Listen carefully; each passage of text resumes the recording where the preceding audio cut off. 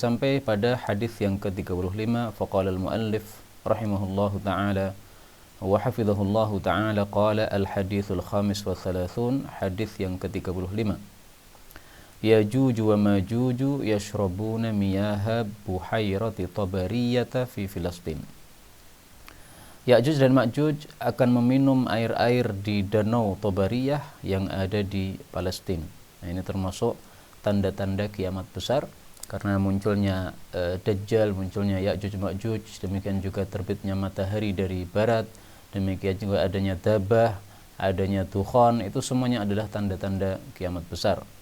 An Fatimah binti Qais radhiyallahu anha anna Nabiyallahi sallallahu alaihi wasallam sa'idal mimbar, bahwasanya Nabi sallallahu alaihi wasallam naik mimbar. Ini hadisnya panjang ya, jadi saya baca sepotong-sepotong kemudian kita jelaskan. Hadis ini menunjukkan disyariatkannya naik mimbar atau duduk di tempat yang tinggi untuk menyampaikan suatu tausiah, karena di sini Rasul Shallallahu Alaihi Wasallam akan menyampaikan tausiah, dan ini bukan satu khutbah Jumat atau khutbah-khutbah yang lain. Karena itu tidak ada masalah seorang guru berada di atas tempat yang tinggi, lebih tinggi daripada murid-muridnya, tidak ada masalah. Ini bukan suatu perbuatan yang menunjukkan bahwa dia tidak tawadhu, ya, sama sekali tidak. Bahkan manfaatnya adalah supaya bisa terdengar oleh semua pendengar dengan enak, maka dia berada di tempat yang lebih tinggi. Fadhahika, lalu Nabi SAW tersenyum, faqala, lalu beliau mengatakan. Nah, sebab tersenyumnya ini disebutkan dalam riwayat yang lain karena beliau mendapati bahwasanya apa yang diceritakan oleh sahabat beliau Tamim Ad-Dari ini sesuai dengan apa yang pernah disampaikan oleh Nabi SAW dulu kepada sahabat-sahabatnya. Maka beliau mengatakan, inna Tamiman Ad-Dariya, sesungguhnya Tamim Ad-Dari haddatsani bihaditsin, menceritakan kepada saya dengan suatu cerita, fafarihtu bihi, maka saya pun bahagia dengan cerita tersebut. Fa ahbabtu, maka saya senang, an uhaditsakum, untuk menceritakan juga kepada kalian. Nah, Tamim Ad-Dari ini siapa? Dia adalah salah satu dari warga Palestina, dan dia salah satu dari orang-orang Nasrani, agamanya dulu Nasrani, tapi kemudian masuk Islam di hadapan Rasul Shallallahu Alaihi Wasallam, karena dia mendapatkan apa yang menyebabkan dia masuk Islam, yaitu kejadian ini. Haddatsani, dia menceritakan kepada saya, anna nasan, bahwasanya ada beberapa orang, min ahli Filastin, dari penduduk Palestina. Nah, ini berapa orang disebutkan dalam riwayat yang lain, ada salasin, ada 30 orang, dan salah satunya adalah Tamim Ad-Dari ini, ya. Jadi ini banyak orang, ya. Raqibu safinatan, mereka menunggangi suatu kapal fil bahri, di laut, ya. Namanya kapal pasti di laut, ya. Nah, kenapa disebutkan fil bahri? Karena orang Arab menyebut onta sebagai safinah barriyah, sebagai kapal darat, ya. Maka supaya tidak dianggap ini maksudnya adalah onta, maka dikatakan fil bahar, ya. Jadi betul-betul kapal yang di laut. Fajalat bihim, lalu berputar-putar kapal itu terhadap mereka. Maksudnya karena ombak yang sangat dahsyat, ya. Hatta qadhafathum, sampai melemparkan mereka kapal itu, atau menyampaikan mereka kapal itu, fi jaziratin, pada suatu jazirah, min jazairil bahri, dari jazirah-jazirah yang ada di lautan, ya. Jazirah artinya semenanjung, ya. Nah, ini jazirah di mana tidak diketahui. Dan Rasul Shallallahu Alaihi Wasallam dalam hadis yang lain, beliau tidak menyampaikan di mana tempatnya, bahkan beliau hanya mengatakan itu ada di timur. Faida, maka tiba-tiba hum, mereka itu, bidabatin, ketemu dengan seekor dabbah, seekor hewan yang melata, labbasatin, yang banyak bajunya. Maksudnya banyak bajunya ini banyak bulunya, ya, sebagaimana disebutkan dalam hadis yang lain, ahdab. Ahdab itu artinya yang banyak bulunya. Nasyiratin, yang dia itu menjuraikan sya'raha, rambutnya. Jadi rambutnya itu tidak diikat tapi terjurai begitu. Faqalu, lalu mereka mengatakan, ma anti, kamu ini apa? Faqalat, dia mengatakan, anal jassasah, saya adalah jassasah. Jassasah itu artinya adalah dari jasus, ya, jadi intel. Dia disebut intel atau jassasah karena dia menginteli orang-orang untuk Dajjal. Jadi intelnya Dajjal. Qalu, mereka mengatakan, fa akhbirina, maka kabarkanlah kepada kami. Qalat, Jassasah mengatakan, la ukhbirukum, saya tidak mau mengabari kalian, wala astakhbirukum, dan aku tidak mau bertanya kepada kalian. Walakin, akan tapi, itu datanglah aqsal qaryah, ke tempat yang paling jauh dari desa ini, maksudnya dari jazirah ini. Fa inna thamma, karena sesungguhnya di sana, may yukhbirukum, ada orang yang akan mengabari kalian, wa yastakhbirukum, dan akan bertanya kepada kalian. Fa ataina aqsal qaryah, maka kami datang kepada paling jauhnya desa tersebut. Fa idza rajulun, ternyata ada seorang laki-laki dewasa, muthaqun, yang diikat, bisilsilatin, dengan rantai. Disebutkan dalam riwayat yang lain bahwa tangannya terikat pada tengkuknya begini ya. Jadi selain dia diikat di rantai, juga tangan dan tengkuknya disatukan. Faqala, maka dia mengatakan, akhbiruni, kabarkanlah kepada saya, an aini Zughar, tentang mata air Zughar. Zughar ini nama satu tempat. Ini semuanya tempat-tempat yang ditanyakan oleh Dajjal, ini tempat-tempat di Syam. Karena itulah pantas hadis ini dimasukkan dalam Arba'in Filastiniyah ini ya. Qulna, kami mengatakan, mal'a, dia masih penuh, tadfuq, masih memancarkan air. Qala, dia mengatakan, akhbiruni, kabarkanlah kepada saya, anil Buhairah, tentang Buhairah. Nah, Buhairah ini adalah yang berkaitan dengan bab ya. Jadi ada danau namanya Danau Tabariyah, yang itu tempatnya, letaknya pasnya di Palestina. Qulna, kami mengatakan, mal'a, dia masih penuh, tadfuq, memancarkan air. Qala, dia bertanya, akhbiruni, kabarkan kepada saya, an nakhli Baisan, dari pohon-pohon kurma di Baisan. Baisan ini juga nama satu tempat di Damaskus, di Syam ya. Alladzi bainal Urduni wa Filastin, yang tempatnya antara Yordan dengan Palestina. Hal at'ama, apakah dia masih memberikan buah? Jadi masih berbuah sebagaimana biasanya. Qulna, kami mengatakan, na'am, ya. Qala, dia mengatakan, akhbiruni, kabarkan kepada saya, anin nabiyyi, tentang nabi tersebut, maksudnya Nabi Muhammad sallallahu alaihi wasallam. Hal bu'itha, apakah dia telah diutus oleh Allah? Qulna, kami mengatakan, na'am, ya. Nah, jadi ringkasnya si orang yang misterius ini bertanya tentang 4 masalah ya. Pertama adalah Ainu Zughar, kemudian yang kedua adalah Buhairah Tabariyah, kemudian yang ketiga adalah Nakhlu Baisan. Nah, ini untuk menghafal mungkin bisa bagus untuk dikasih tanda-tanda begini. Kemudian yang keempat bertanya tentang Nabi Muhammad sallallahu alaihi wasallam. Qala, dia mengatakan, akhbiruni, kabarkan kepada saya, kaifan nasu, bagaimana para manusia, ilaihi, kepada nabi tersebut. Qulna, kami mengatakan, sira'un, mereka bercepat-cepat, yaitu cepat-cepat masuk Islam, mengikuti Nabi Muhammad sallallahu alaihi wasallam. Qala, fanazza, maka orang itu pun meloncat, nazwatan, suatu loncatan, hatta kada, sehingga nyaris. Ya, tidak disebutkan nyaris apa, ini yang saya paham maksudnya adalah nyaris lepas dari ikatannya tersebut karena dia terikat. Wallahu a'lam. Qulna, kami mengatakan, fama anta, maka kamu itu siapa? Qala, dia menjawab, ana dajjalu, aku adalah Dajjal. Dalam riwayat yang lain, anal masihud dajjal, aku adalah masihud dajjal. Dajjal itu artinya pendusta besar, ya, pembohong besar. Kalau masih itu artinya yang diusap, karena salah satu dari matanya Dajjal diusap oleh Allah Subhanahu wa taala sehingga tidak bisa melihat, ya, jadi dibutakan oleh Allah Subhanahu wa taala. Dia hanya bisa melihat dengan satu mata. Wa innahu, dan sesungguhnya dia, yadkhulul amsara. Nah, ini sampai di sini sabda Nabi sallallahu alaihi wasallam. Jadi ana Dajjal, saya Dajjal, titik, selesai. Kemudian Rasul sallallahu alaihi wasallam berkomentar, wa innahu, dan sesungguhnya dia Dajjal, yadkhulul amsara kullaha, akan masuk ke kota-kota semuanya yang di atas muka bumi ini, illa Thaibata, kecuali Thaibah, wa Thaibatul Madinah, dan Thaibah itu adalah kota Madinah. Hadits diriwayatkan oleh Muslim, Abu Dawud, dan Tirmidzi, dan ini adalah lafalnya Al-Imam At-Tirmidzi rahimahullahu taala. Nah, paling bagus kalau mau membaca kisahnya lebih panjang lagi, dibaca yang riwayat Imam Muslim, demikian juga riwayat Abu Dawud, ini lebih lengkap insyaallah taala sebagaimana tadi sudah saya jelaskan dalam syarahnya. Nah, di sini Madinah kenapa tidak dimasuki oleh Dajjal?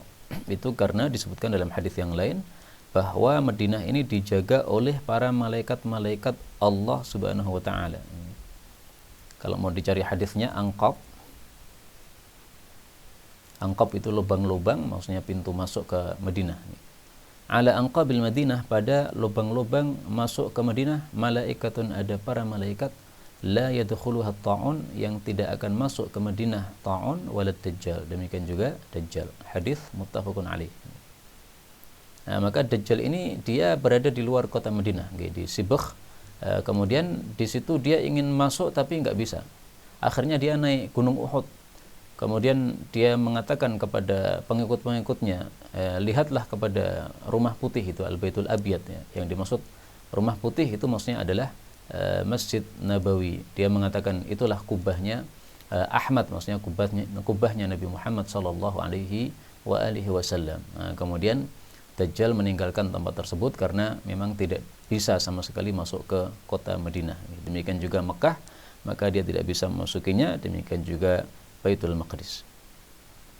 Baik, kita lanjutkan hadis berikutnya, al-haditsus sabi' wa thalathun, hadis yang ke-37. Isa alaihi salam, Nabi Isa alaihi salam, yaqtulud dajjal, dia akan membunuh Dajjal fi Filastin, di Palestina. An Aisyah radhiyallahu anha qalat, dakhala alayya, masuk kepada saya Rasulullah sallallahu alaihi wasallam, wa ana abki, sementara saya Aisyah sedang menangis, ya. Jadi wanita menangis itu biasa, ya. Faqala li, maka Nabi bertanya kepada saya, ma yubkiki, apa yang membuat kamu menangis? Nah, maka kalau suami melihat istrinya menangis, hendaklah ditanya apa sebabnya menangis. Qultu, saya mengatakan, ya Rasulullah, wahai Rasulullah, dzakartu dajjal, aku ingat kepada Dajjal, fabakaitu, maka saya pun menangis. Nah, sampai di sini kita lihat fadilah Aisyah radhiyallahu anha. Dia takutnya kepada Allah Subhanahu wa taala, takutnya kepada masalah-masalah agama seperti ini, karena Dajjal adalah fitnah dalam hal agama. Nah, sehingga yang dipikirkan oleh Aisyah ini bukan masalah dunia tetapi masalah agama. Faqala Rasulullah sallallahu alaihi wasallam, maka Nabi menjawab, iyakhrujid dajjalu, jika keluar Dajjal, wa ana hayyun, sementara saya masih hidup. Dalam riwayat yang lain, wa ana fikum, saya masih di tengah-tengah kalian, kafaitukummuhu, saya akan mencukupi kalian darinya. Artinya Nabi yang akan membela umatnya akan menghadapi Dajjal. Wa iyakhruj ba'di, tetapi kalau dia itu keluar setelah saya, maksudnya setelah mati saya, fa inna rabbakum azza wa jalla, maka sesungguhnya Rabb kalian azza wa jalla, laisa bi'awar, tidaklah buta sebelah matanya.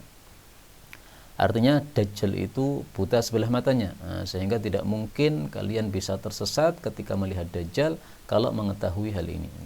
Wa innahu, dan sesungguhnya dia Dajjal itu yakhruju, akan keluar, fi yahudiyati Asbahan, pada, maksudnya bersama orang-orang Yahudi dari Asbahan.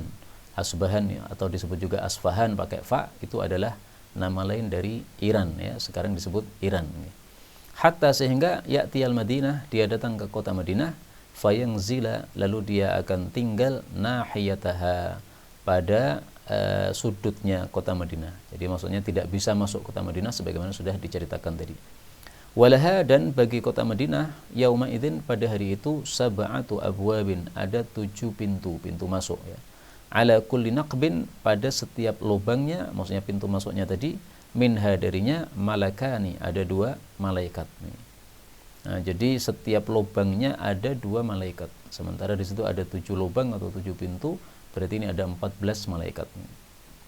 Nah, kata-kata naqbun ini menurut sebagian ulama ini menunjukkan mukjizat Rasul sallallahu alaihi wasallam, ya. Karena naqaba yang kubu itu artinya melubangi, dan di zaman Nabi belum ada lubang-lubang tersebut.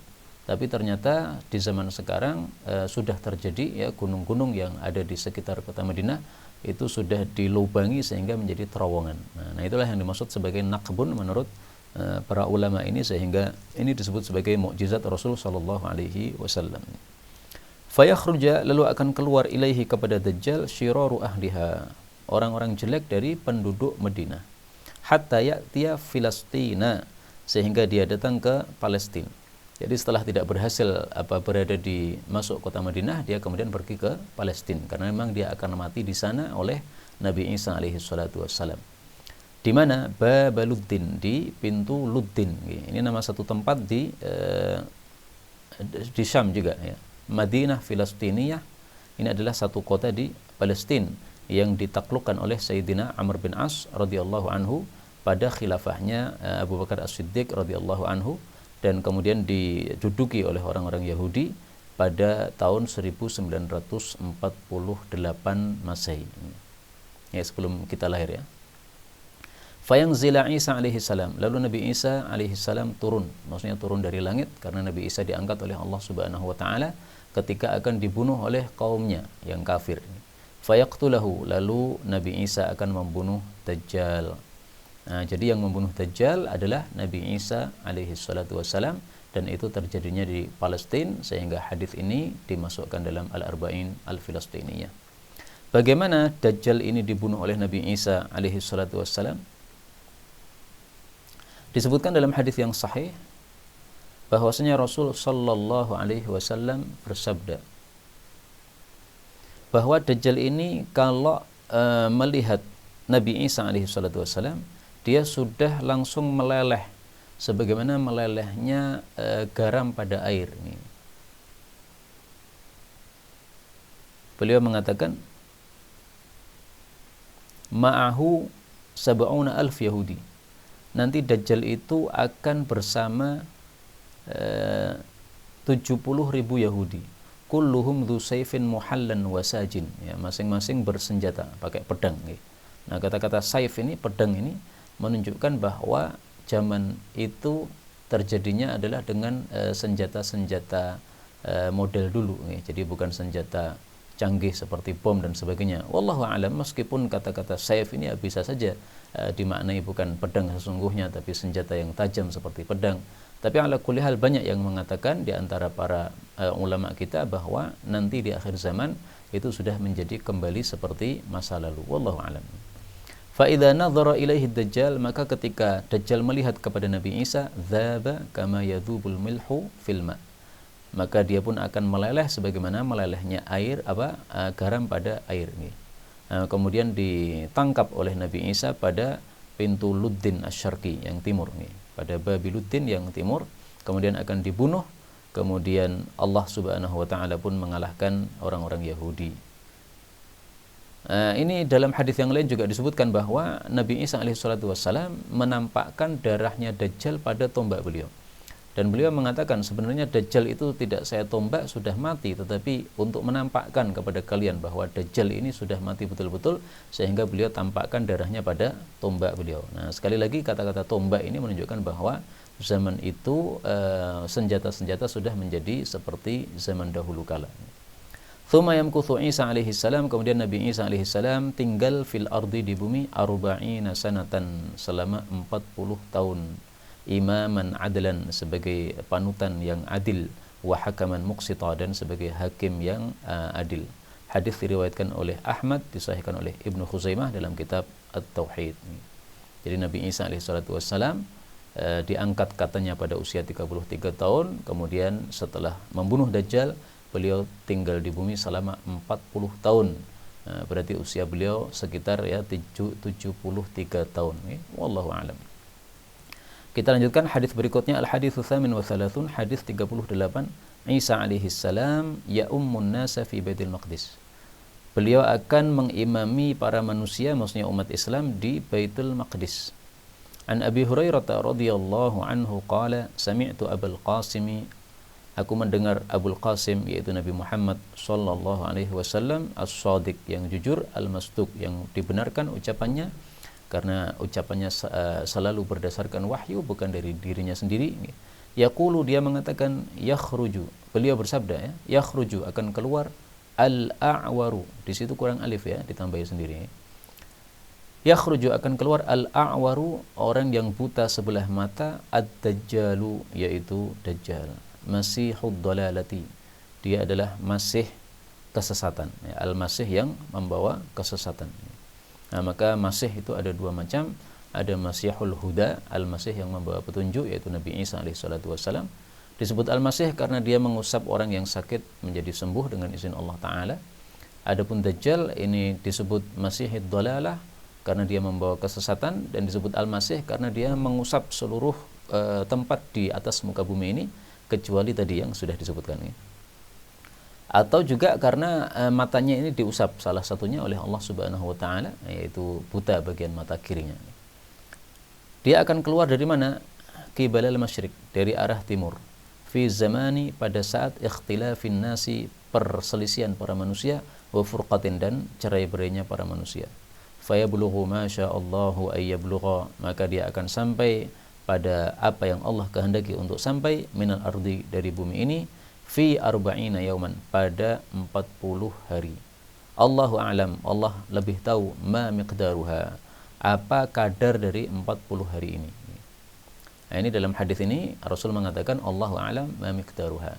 Tapi dalam hadis yang lain beliau menyampaikan bahwa 40 hari ini satu harinya adalah seperti 1 tahun, kemudian 1 hari berikutnya seperti 1 bulan, kemudian 1 hari berikutnya seperti 1 pekan, kemudian hari-hari sisanya yaitu 37 hari, karena sudah dikurangi 3 hari tadi ya.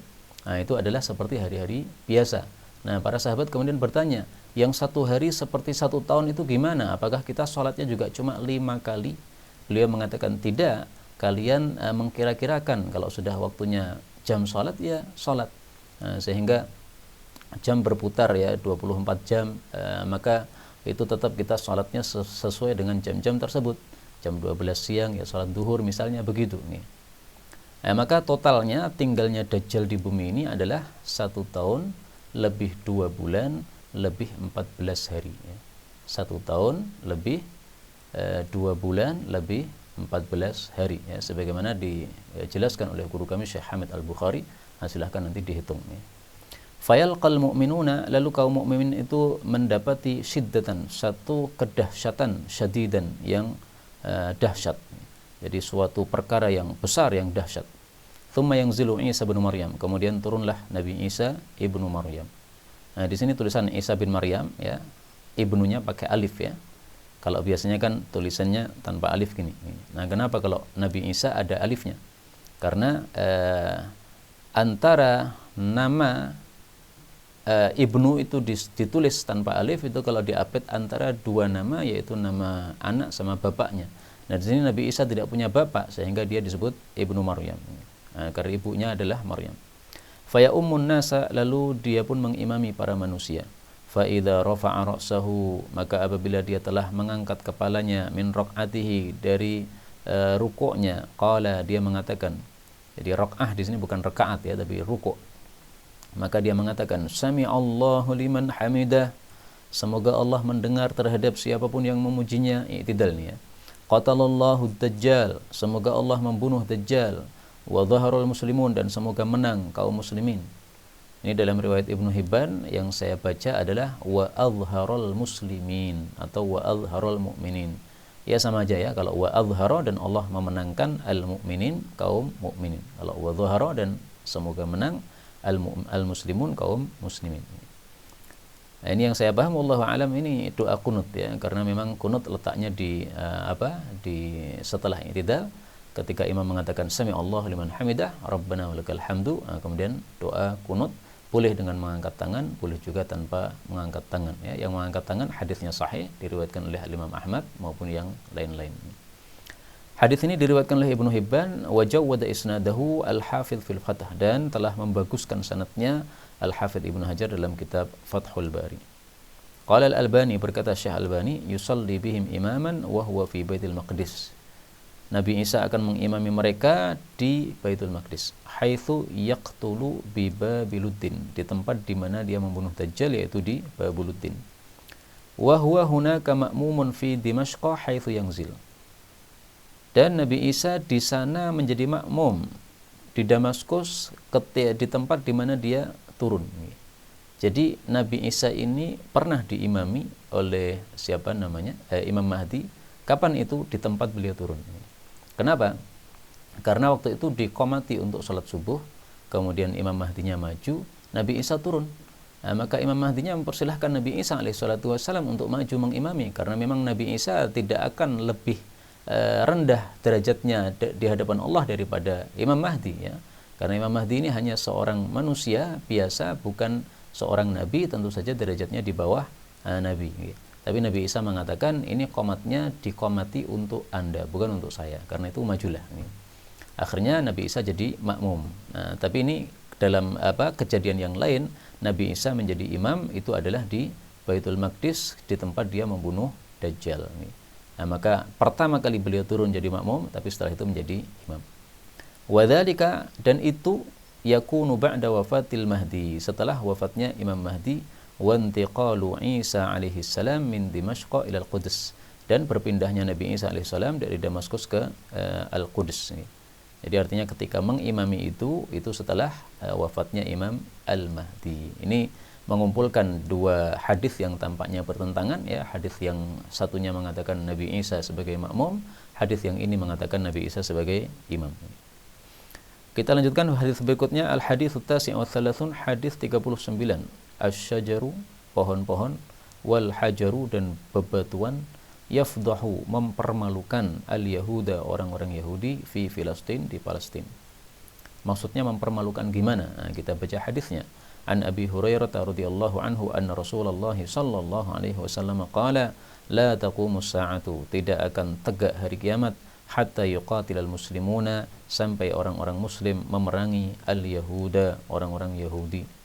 Jadi Yahudi itu memang musuh paling dahsyat untuk kaum muslimin, ya, sebagaimana kata Allah Subhanahu wa taala dalam Al-Qur'an, la tajidanna ashaddan nasi adawatan lil ladzina amanu al-yahuda wal ladzina asyraku. Kemudian Allah mengatakan Nabi mengatakan fayaqtuluhumul muslimun, lalu umat Islam membunuh mereka, hatta yakhtabi al-yahudiyyu, sehingga sembunyilah orang Yahudi, min wara'il hajari wasyajar, di belakang bebatuan dan pepohonan. Fayaqulul hajaru awis syajaru, maka berkatalah bebatuan atau pepohonan tadi, ya muslim, wahai muslim, ya Abdullah, wahai Abdullah, ada Yahudiyun khalfi, ini Yahudi di belakang saya, fata'al, maka kemarilah, faqtulhu, maka bunuhlah dia. Nah, inilah yang dimaksud dalam bab tadi, ya, bahwa orang-orang Yahudi dipermalukan oleh pohon-pohon dan bebatuan karena dia sembunyi, malah diberitahu oleh pohonnya. Pohonnya bisa bicara. Nah, bagi orang-orang yang beriman seperti kita, mempercayai sabda Nabi SAW bahwasannya pohon bisa bicara, kemudian batu bisa bicara, ini sesuatu yang sangat mudah sekali, ya. Karena iman tidak perlu pakai nalar-nalar dan akal-akal. Iman cukup dengan hati. Karena apapun yang disampaikan oleh Allah, disampaikan oleh Nabi, pasti hak, pasti benar, sehingga kita menerimanya dengan hati kita. Kalau kita pakai nalar, tidak nalar. Tapi segala sesuatu yang ada di sekitar kita tidak semuanya bisa nalar. Misalkan hari yang keseharian sajalah. Ada orang di Arab Saudi, kemudian saya berada di Solo begini. Saya telepon dia, kemudian saya bisa melihat wajahnya di HP saya. Ini sesuatu yang tidak bisa dinalar. Kok bisa kayak begini? Gimana ini caranya? Tapi mungkin yang paham masalah ini bisa menjelaskan bagaimana kok bisa ada gambar di depan kita padahal dia tempatnya sangat jauh sana. Nah, artinya tidak semua perkara yang ada di sekitar kita itu bisa kita nalar, karena memang nalar kita itu sangat terbatas, akal kita sangat terbatas. Maka untuk masalah ini cukup kita beriman kepada Allah, kepada Rasul sallallahu alaihi wasallam, tidak usah pakai nalar-nalar, ya, karena Allah mengatakan wallahu ya'lam wa antum la ta'lamun. Allah itu yang Maha tahu, kalian tidak mengetahui. Kemudian dari hadis ini kita ambil pelajaran bahwa nama kita adalah Muslim, nama kita adalah Abdullah, atau nama kita adalah mukmin. Nah, sehingga ini batu yang dijadikan tempat persembunyian Yahudi ini memanggil kita dengan nama kita sesuai yang diberikan oleh Allah Subhanahu wa taala. Huwa sammakumul muslimin.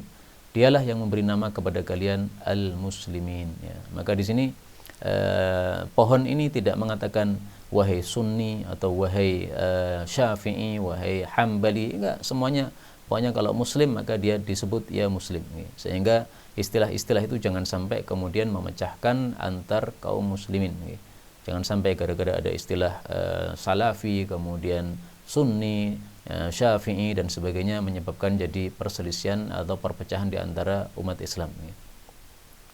Rasul sallallahu alaihi wasallam bersabda dalam hadis yang sahih diriwayatkan oleh Imam Tirmidzi, fad'u bid'awatillah allati sammakum biha. Panggillah dengan panggilan yang Allah Subhanahu wa taala telah memberi nama kalian dengan panggilan tersebut.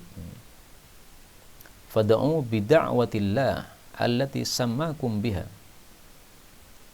Apa nama yang diberikan oleh Allah Subhanahu wa taala kepada kita? Al-muslimin, al-mu'minin, ibadallah. Ya, 3 ya. Muslim, mukmin, Abdullah. Hadis riwayat Tirmidzi sahih dari Harits bin Harits Al-Asy'ari. Kemudian Rasul mengatakan illal gharqat, kecuali pohon gharqat, fa innahu, maka sesungguhnya pohon gharqat itu min syajaril yahud, termasuk pohonan orang-orang Yahudi. Hadis diriwayatkan oleh Imam Muslim ya. Jadi pohon gharqat inilah yang tidak memberitahu kalau Yahudi sembunyi di belakangnya. Wal gharqat nau'un, satu macam, min syajari syauq, dari pohon yang berduri, saghiruhu yusamma al-ausaj. Yang masih kecil namanya bukan gharqat tapi ausaj. Nah, untuk mengetahui pohon gharqat ini mudah sekali ya, kita lihat di Google. Karena untuk masalah-masalah gini nggak ada masalah kita merujuk kepada Google. Ini bukan masalah hukum agama ya. Kita tulis saja al-gharqat. Nah, di sini akan muncul satu penjelasan ya. Nitaria tumbuhan. Nah, ini pohon gharqat. Bentuknya kayak begini nih. Inilah pohon orang-orang Yahudi yang membela Yahudi, sehingga ketika dijadikan persembunyian orang-orang Yahudi, maka pohon gharqat ini tidak memberitahu kepada muslim yang mencarinya. Hadis yang terakhir, al-haditsul arba'un, hadis 40, ardus syami, negara Syam itu ardul mahsyar, adalah tanah untuk mahsyar, dikumpulkannya manusia, wal mangsyar, dan tempat dihidupkannya manusia. Mangsyar itu dari kata-kata nusyur ya. Yang syuru itu artinya apa? Menghidupkan. Sebagaimana Allah Subhanahu wa taala mengatakan dalam Al-Qur'an. Ada enggak kata-kata nusyur dalam Al-Qur'an? Nah, ini pada surah Fatir ayat 9. Wallahu alladhi arsala ar-riyaha fatuthiru sahaban fasuqnahu ila baladin mayyit, atau ila baladin maitin, dua qiraah, fa ahyayna bihil arda ba'da mautiha kadzalikan nusyur. Nusyur itu adalah yang dimaksud di sini kehidupan setelah kematian.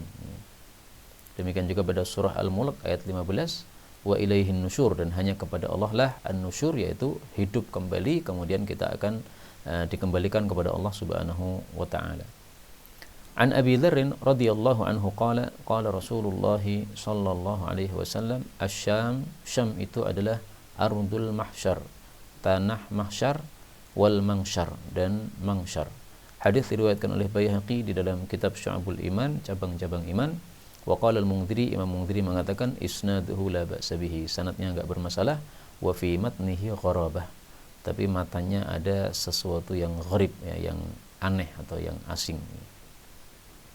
Al-mahsyar itu apa? Al-buq'ah, suatu tempat, allati yujma'un nasu fiha, yang manusia dikumpulkan padanya, ilal hisab, untuk dihisab, wa yungsyaruna min kuburihim, dan mereka dihidupkan dari kuburan-kuburan mereka, thumma yusaquna ilaiha, kemudian mereka akan digiring ke mahsyar tersebut. Wa aktsarul anbiya'i, dan kebanyakan para nabi, bu'itsu minha, mereka diutus dari tanah tersebut, yaitu Syam ya. Fantasharat syara'i'uhum, maka syariat-syariat mereka pun tersebar, yaitu sumbernya dari Syam kemudian tersebar ke seluruh muka bumi. Fanasaba, maka sesuailah atau cocoklah kaunaha ardul mahsyar wal mangsyar ya, cocok untuk Syam ini dijadikan sebagai tempat mahsyar, dikumpulkannya seluruh manusia dan dihidupkannya seluruh manusia. Jadi maksudnya setelah manusia mati semuanya ya, karena ditiup trompet oleh malaikat Israfil, tiupan 3 kali ya. Tiupan pertama adalah untuk kehancuran alam semesta, tiupan kedua adalah untuk kematian seluruh makhluk yang bernyawa, kemudian tiupan yang ketiga adalah untuk menghidupkan makhluk yang sudah mati tadi. Nah, sering disebutkan 2 kali tiupan itu karena disebutkan yang kedua sama yang ketiga, yaitu yang kematian sama yang kehidupan. Nah, antara tiupan yang kedua dengan ketiga, yaitu antara kematian sampai kehidupan lagi, ini jaraknya adalah 40 tahun ya, sebagaimana disebutkan dalam hadis yang lain. Nah, nanti setelah ditiup trompet yang ketiga, manusia pada bangkit dari kubur masing-masing akan dikumpulkan oleh Allah Subhanahu wa taala di padang mahsyar. Nah, mahsyarnya ini di mana? Ini hadisnya mengatakan Asyam, ya, di negara Syam, ardul mahsyar wal mamsyar. Maka ini bicara tentang kehidupan setelah kematian. Mungkin orang bertanya-tanya, bukankah ketika ditiup trompet yang pertama itu sudah rusak segala sesuatu, ya? Kemudian juga Allah Subhanahu wa taala mengatakan dalam Al-Qur'an, yauma tubaddalul ardu ghairal ardi was samawati wa barazu lillahil wahidil qahhar, pada surah apa? Ibrahim ayat 48. Pada hari di mana sudah diganti bumi selain bumi yang sekarang ini, dan juga langit-langitnya sudah diganti dengan langit-langit yang bukan yang sekarang ini, karena langit-langitnya sudah hancur semuanya pada waktu hari kiamat tersebut. Wabarazu, dan mereka muncul atau keluar dari kuburnya, lillahi, menghadap kepada Allah, al-wahid al-qahhar. Maka muncul pertanyaan, ya, ini katanya sudah hancur semuanya, kok dikumpulkan di Syam, bagaimana? Karena itulah di sini Mungdiri mengatakan matanya ada keghariban, ya. Tapi sanadnya memang sahih. Karena itu menurut saya, karena hadisnya sahih, ya sudah diterima saja. Adapun kita tidak bisa menalarnya, maka ini sesuatu yang gaib, memang perkara yang akan datang, belum dialami oleh manusia, sehingga kita percaya saja. Bagaimana, yang penting nanti bumi ini akan diganti oleh Allah dengan bumi yang lain, langit diganti dengan langit yang lain, kemudian manusia dikumpulkan di Syam sebagaimana sabda Nabi sallallahu alaihi wasallam. Wallahu a'lam bishawab. Inilah yang dapat kita bicarakan pada sore hari ini. Dengan demikian sudah selesailah pembacaan kita terhadap kitab Al-Arba'un Al-Filastiniyah karya Syekh Jihad Al-Aish hafizahullahu taala. Beliau sebenarnya masih hidup, ya, tetapi saya belum diberi kesempatan oleh Allah Subhanahu wa taala untuk ngaji langsung kepada beliau, sehingga sanadnya terhadap kitab beliau ini memang tidak secara langsung dari beliau, ya, tapi dari para masyayikh yang lain yang membacakan kitab ini. Dan alhamdulillah saya menghadiri sebagian kajian tersebut. Cuman saya harus jujur di sini, ya, sampai hari ini saya mencari sanadnya kitab ini kepada penulis, saya lupa naruhnya di mana, atau saya lupa nulis ketika mengikuti majelis tersebut, sehingga nanti mungkin kalau tidak sampai ketemu sanadnya, ya saya akan cari cara yang lain bagaimana supaya kita mendapatkan sanad kepada penulis kitab ini, Syekh Jihad Al-Aish hafizahullahu ta'ala. Baiklah, ini yang dapat kita bicarakan pada sore hari ini, benarnya dari Allah Ta'ala, dan apabila ada salahnya fa astaghfirullahaladzim li wa lakum. Dan mungkin karena ada pertanyaan, apa bisa ditampilkan, Ustaz Salman? Kalau tidak bisa ditampilkan, berarti kita cukupkan sampai di sini. Insyaallah pertanyaan-pertanyaan yang masuk akan kita buka pada pertemuan yang berikutnya saja, ya. Sebenarnya sudah ada beberapa pertanyaan yang masuk lewat WA, tetapi hari ini saya belum membukanya, dan insyaallah kita baca pada pertemuan yang akan datang saja insyaallah taala. Wallahu a'lam bissawab, walhamdulillahirabbil alamin, wassalamu alaikum warahmatullahi wabarakatuh.